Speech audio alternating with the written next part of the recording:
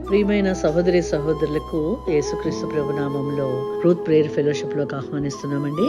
దేవుడు మన పట్ల ఎలాంటి ప్రణాళిక కలిగి ఉన్నారో, ఏమి మన పట్ల ఉద్దేశించి ఉన్నారో యెషయా 46 అధ్యాయము 10వ వచనంలో చాలా చక్కగా వివరిస్తున్నారండి.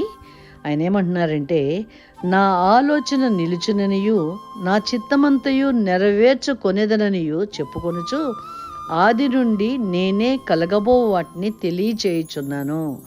ఆది నుండి అనగా మన జీవితంలో మొదటి నుంచి కూడా ఆయన ఏమి చేయాలని ఉద్దేశించి ఉన్నారో, మనం ఏది గ్రహించుకోకుండా మన ఇష్టం వచ్చినట్టుగా మనం జీవించి ఉన్నామో అది తెలియపరుస్తూ ఆయన మనల్ని వెదికి రక్షించాను అని అన్నారు.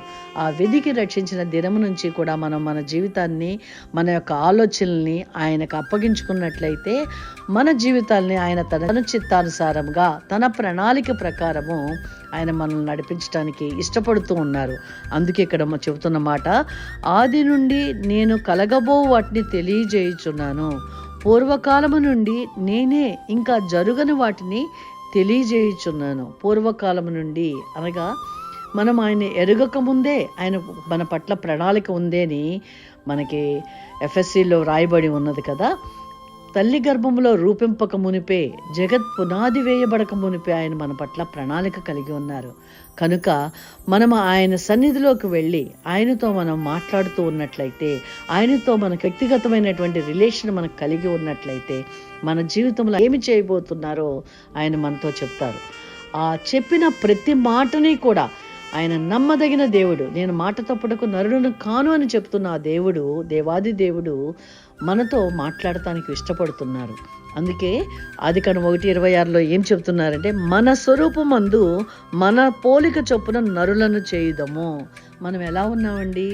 దేవుని సారూప్యంలో ఉన్నాం, కానీ మనము ఆ యొక్క సహవాసం నుంచి తొలగిపోయాము. కనుకనే తిరిగి ఆయన మనల్ని చేర్చుకుంటూ ఆయన యొక్క సారూప్యంలోకి మార్చుకుంటూ ఆయన మన పట్ల ఏ ప్రణాళిక కలిగి ఉన్నారో ఆ ప్రణాళికలోకి నడిపించడానికే ఈ మాటలు తెలియపరుస్తున్నారు. ఈ మాటలు చదువుతుండగా నాకు ఎంత సంతోషం అనిపించిందంటే, దేవుడు కోట్లాది కూడా కాదు, ఎలా చెప్పాలంటే మిలియన్ల ప్రజలు ఈ భూమి మీద ఉండగా మీ పట్ల నా పట్ల గొప్ప ఆలోచన కలిగి ఉన్నానని దేవుడు ఈ దినాన మనకు బయలుపరుస్తున్నారు. మన పట్ల, మన బిడ్డల పట్ల, మన కుటుంబీకుల పట్ల దేవుడు గొప్ప ప్రణాళిక కలిగి ఉన్నారు. మనము చేయవలసింది చిన్న పని, హృదయమంతటితో ఆయన దగ్గరికి వెళ్ళి ఆయనతో మాట్లాడటమే. ఆయన చెప్పిన గుణగణాలను మనము కలిగి ఉండి, ఎప్పుడైతే మనం ఆయన దగ్గరికి వెళ్ళి వెతుకుతామో, మా బిడ్డల పట్ల నీ ప్రణాళిక ఏమిటి దేవా, నీ ఆలోచన ఏమి కలిగి ఉన్నదని మనం ఎప్పుడైతే వెతుకుతామో తన ఆలోచన తెలియపరుస్తారు. ఎప్పుడైతే మనం ఆ ఆలోచన ప్రకారం జీవిస్తామో, నడుస్తామో, ఆయన సారూప్యంలో ఉన్నాము కనుక, మనల్ని ఆయన తన స్వహస్తాలతో చేసుకున్నారు కనుక, ఈ సృష్టి అంతటినీ మాటతో చేశారు, కానీ మిమ్మల్ని నన్ను కూడా ఆయన స్వహస్తాలతో చేశారు.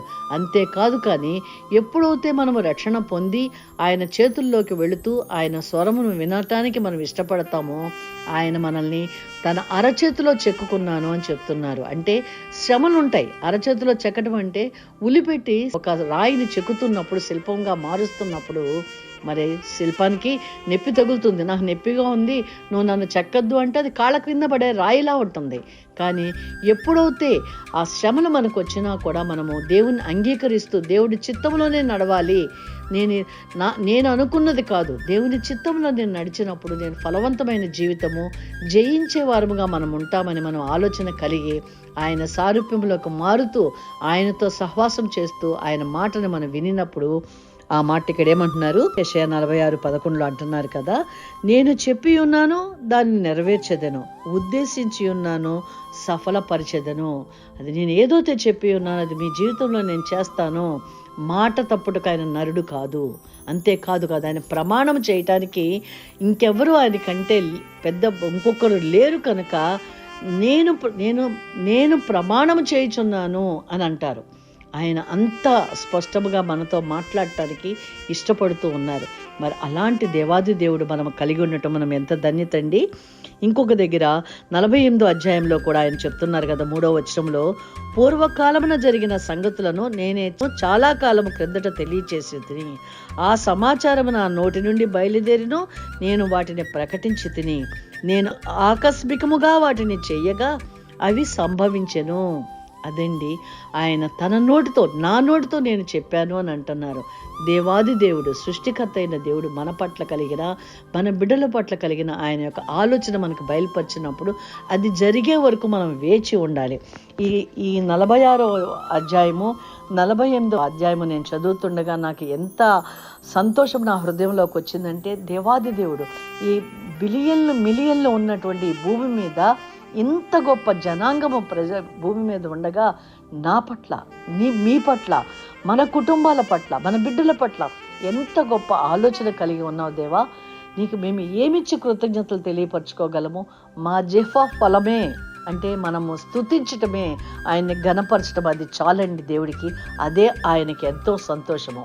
మరి ఆయన ఏదైతే మన పట్ల కలిగి ఉన్నారో మనం పొందుకున్నట్లుగా చిన్న ప్రార్థన చేద్దాము. సర్వశక్తిమంతుడా, స్తోత్రం తండ్రి, మీరు మా పట్ల గొప్ప ప్రణాళిక కలిగి ఉన్నాన్ని, అది మాకు తెలియక ముందే, మాకు అది పూర్వకాలమునందే మేము తల్లి గర్భంలో రూపింపకమునిపై మీరు ప్రణాళిక కలిగి ఉన్నానని బయలుపరిచారు. నేను చెప్పి ఉన్నాను, నా నోటి నుండి బయలువెడలినది అని మరొకసారి మీరు మా పట్ల మీరు ఆ ప్రణాళికని మీరు బయలుపరుస్తున్నారు. అది మేము ప్రయాణం చేయగలిగినట్లుగా, మేము పొందుకోగలిగినట్లుగా మమ్మల్ని, మా కుటుంబీకుల్ని మీ కృపాహస్తాలకు అప్పగించుకుంటూ, మీ చిత్తమే మా జీవితంలో జరుగునుగా కానీ యేసు నామములో ప్రార్థించి వేడుకొంచున్నాము తండ్రి, ఆమేన్.